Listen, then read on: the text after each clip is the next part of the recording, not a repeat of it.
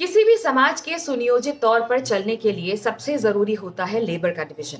क्या क्या काम होने जरूरी हैं, ये काम कौन करेगा, किसका क्या रोल रहेगा, वगैरह वगैरह। समाज ही क्यों, सभी जीवों में यह डिवीजन ऑफ लेबर देखा गया है। मानव समाज और सभ्यता का भी जब विकास हो रहा था, यह डिवीजन ऑफ लेबर हुआ। एक वर्ग ट्रेडिशनली प्रोवाइडर बना, एक वर्ग नर्चरर। अभी तक सब सही था। प्रॉब्लम तब शुरू हुई जब एक वर्ग के लेबर को दूसरे वर्ग के लेबर से कमतर यानी इंफीरियर माना जाने लगा। डिवीजन ऑफ लेबर को असाइनमेंट ऑफ लेबर किया जाने लगा और बाउंड्रीज को सोलिडिफाई किया गया कि इधर का आदमी उधर ना जा सके और उधर का इधर ना आए। मानव समाज में वो वर्ग जो इस तरह सोशली पावरफुल बनता गया वो था मर्दों का, पुरुष का। और पावर की एक खास बात होती है, जिसको मिल गई वो कभी उसे गंवाना नहीं चाहता। पुरुषों ने इस सत्ता को बरकरार रखने के लिए, इस पावर को बरकरार रखने के लिए तमाम नियम बनाए। वो नियम जो महिलाओं को उन बरसों पुरानी बाउंड्रीज में बांधे रखेगी। इन्हीं बाउंड्रीज को बनाए रखने के लिए हिंसा का भी प्रयोग लेजिटिमाइज किया गया।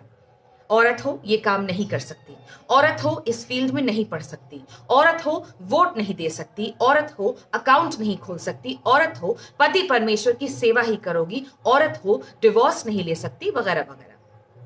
अनफॉर्चुनेटली पितृसत्ता पुरुषों को भी खुद एक दूसरे तरीके के बाउंड्री में बांधती रही, पर उस पर चर्चा हम थोड़ी देर में करेंगे। फिलहाल ये समझें कि नारीवाद यानी फेमिनिज्म का उद्भव इन बाउंड्रीज को तोड़ने के लिए हुआ। इस बात को दोबारा मानव समाज को याद दिलाने के लिए हुआ कि समाज के हम बराबर के हिस्सेदार हैं। हमारा लेबर भी लेबर है, इंफीरियर नहीं है और फिक्स्ड नहीं है। हम जंग में लड़ भी सकती हैं, डॉक्टर भी बन सकती हैं, राजनीति भी कर सकती हैं, घर भी संभाल सकती हैं, वगैरह वगैरह। यह याद दिलाने के लिए कि हम इसलिए जुल्म और अत्याचार और मौत के लायक नहीं हैं कि हम पितृसत्ता द्वारा डिसाइडेड हमारे रोल को निभाना नहीं चाहते, या हम पितृसत्ता के सरहदों को तोड़कर किसी भी दूसरे क्षेत्र में जाना चाहते हैं। जैसे जैसे समाज आगे बढ़ा, समाज में दूसरे वर्गों को लेकर एम्पैथी आगे बढ़ी, बड़े बुजुर्गों को लगा कि हाँ, चीजों को बदलने की जरूरत है। एक पूरे वर्ग को सीमित रखकर हम इंसानी तौर पर अपना पूरा पोटेंशियल नहीं पा रहे हैं। इस वर्ग को भी आगे लाना होगा। शताब्दियों से डर, हिंसा और कंडीशनिंग ने जो सामाजिक और आर्थिक गैप क्रिएट किया था औरतों और मर्दों में, उसे कम करना होगा। इसी स्पिरिट से समय समय पर नियम कानून बनाए गए। भारतीय न्याय संहिता का anti rape, anti molestation, anti dowry laws, शादी के बाद पत्नी के अधिकार आदि जैसे कानून महिलाओं पर शताब्दियों से चले आ रहे हिंसा और डिस्क्रिमिनेशन की वजह से उनमें और पुरुषों में आए इसी सामाजिक और आर्थिक गैप को कम करने की कोशिशें हैं। अगर यह हिंसा एक सच्चाई नहीं होती तो इन कानूनों की जरूरत नहीं होती। यदि यह डिस्क्रिमिनेशन एक सच्चाई नहीं होती तो इन कानूनों की जरूरत नहीं होती। यदि यह गैप सच्चाई नहीं होता तो उसे भरने के लिए इन कानूनों की जरूरत नहीं होती। मगर यह हिंसा है, यह डिस्क्रिमिनेशन है, यह गैप है, इसलिए इन कानूनों की जरूरत भी बरकरार है। इन कानूनों से महिलाएं सशक्त होती हैं, उन्हें भी समाज में अपना पूरा पोटेंशियल आजमाने का एक चांस मिलता है, सोशल पावर का एक हिस्सा मिलता है। यहां हम आ पहुंचे हैं मुद्दे पर, पावर, जिसकी पहली खासियत है कि उसे कोई छोड़ना नहीं चाहता और दूसरी यह कि यह गलत हाथों में गलत इस्तेमाल हो सकती है। एक फिजिकली पावरफुल पुरुष अपने शरीर के ताकत का इस्तेमाल खेत जोतकर अनाज उगाने के लिए कर सकता है और किसी महिला का दमन कर उसका बलात्कार करने के लिए भी। एक सोशली पावरफुल पुरुष अपनी ताकत के इस्तेमाल से महिलाओं के लिए शिक्षा व्यवस्था सशक्त कर सकता है और महिलाओं को पढ़ने से वंचित भी रख सकता है। उसी तरह महिलाओं के सशक्तिकरण के लिए बने कानून का महिला भी गलत प्रयोग कर सकती है।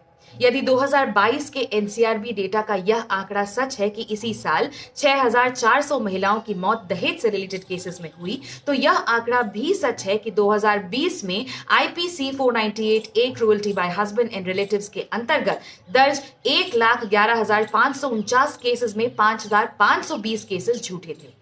मगर क्या सिर्फ मिसयूज होने की पॉसिबिलिटी मात्र से किसी भी कानून को खारिज कर दिया जाना सही है? क्या उन 5,520 झूठे केसेस की वजह से 1,06,029 केसेस भी झूठे साबित कर दिए जाएं? क्या 10 में से 2 रेप केसेस अगर झूठे हैं तो उन 8 पीड़ितों के लिए दरवाजे बंद कर दिए जाएं?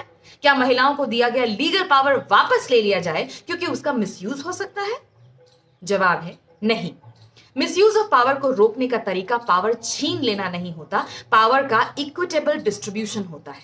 समाज में सोशल पावर का इक्विटेबल डिस्ट्रीब्यूशन। जब समाज में महिलाएं पुरुषों से इंफीरियर नहीं रहेंगी, जब महिलाएं हिंसा का शिकार नहीं हुआ करेंगी, जब उन्हें समान अपॉर्चुनिटीज मिलेंगी, जब वह आर्थिक रूप से संपन्न होंगी, तब इन कानूनों की भी जरूरत नहीं रहेगी।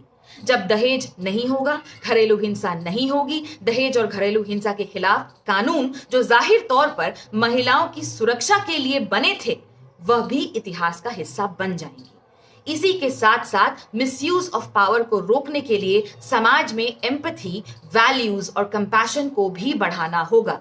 इसके लिए काउंसलिंग, जेंडर सेंसिटिव एजुकेशन और सबसे जरूरी इन वैल्यूज के बारे में कॉन्वर्सेशन को जगह देनी होगी। बिना इन सभी इश्यूज को एड्रेस किए पावर को सिर्फ उसके मिसयूज के लेंस से परखना मूर्खता होगी, क्योंकि कोई भी पावर, कोई भी लॉ मिसयूज होने के दायरे से परे नहीं है। नारीवाद समस्या नहीं है, समस्या का हल है। नारीवाद किसी के भी ऑपरेशन के खिलाफ आवाज उठाना है। जहां पेट्रियार्की पुरुषों को प्राइमरीली महिलाओं से या दूसरे किसी भी जेंडर से बेहतर मानती है, वहां नारीवाद समानता की बात करता है। जहां पेट्रियार्की का वाहक सिर्फ पुरुष नहीं, महिलाएं भी बेशक हो सकती हैं, वहां नारीवाद केवल महिलाओं की नहीं, पुरुष भी जिन सरहदों में घिरे हैं उन्हें तोड़ने के लिए आवाज उठाता है। यदि पितृसत्ता पुरुष पर पूरे परिवार के भरण पोषण का बोझ डालती है, तो उस बोझ को हल्का करने के लिए नारीवाद ही आता है, जो कहता है कि महिला भी कमा सकती है।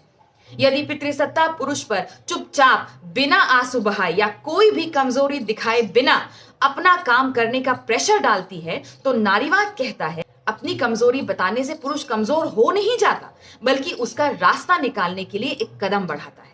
यदि पितृसत्ता कानून में पुरुषों के साथ होती घरेलू और लैंगिक हिंसा के लिए जगह नहीं बनाता, तो स्टैटिस्टिकली ऐसे केसेस का मिनिमल होने के बावजूद नारीवाद कहता है कि ऐसे प्रोटेक्टिव कानून में पुरुष भी शामिल होने चाहिए। यदि विश्व भर में पुरुषों के आत्महत्या के आंकड़े महिलाओं के मुकाबले दुगने हैं, तो नारीवाद कहता है कि इसकी सबसे प्रेवलेंट वजह मेंटल हेल्थ क्राइसिस और फाइनेंशियल प्रॉब्लम्स को एड्रेस करने की जरूरत है। हर जान कीमती होती है। किसी की भी मौत ऐसे हालातों में कभी नहीं होनी चाहिए जहां वो अपने ऊपर बीती किसी को बता ना पाए, न्याय के दरवाजे पर खटखटाता रहे और वहां दम तोड़ दे, किसी से यह कह ना पाए। कोई भी समाज ऐसा नहीं होना चाहिए जहां किसी के लिए ऐसे स्पेस ना हो जहां वो अपनी पर्सनल या पारिवारिक समस्याओं का हल ना खोज सके।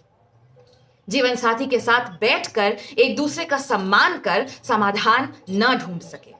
कोई भी समाज जो ऐसे सिस्टम को इनेबल करता है जहां काउंसलिंग, एम्पैथी और वैल्यूज की जगह न हो, जहां पति पत्नी हमसफर होने की जगह प्रतिद्वंदी हो, वह निश्चित विध्वंस की तरफ बढ़ता एक समाज है।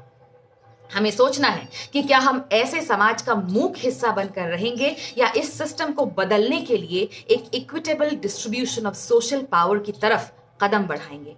फैसला हम सब का है, क्योंकि भविष्य हम सब का है।